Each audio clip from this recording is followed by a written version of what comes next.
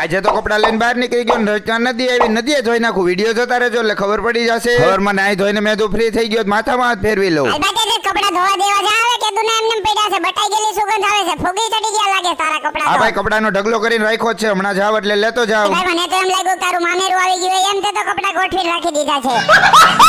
કાકા ઠેલામાં કપડા ભરવા માંડ્યો, બીજું તો શું હોય? આ તો બીજું કઈ ન હોય, એમ જ કેને બેઠેલો ઠેલામાં કપડા ભરાઈ ગયા, મેં ડિસ્કો કરી લીધો ઘડીક વાર.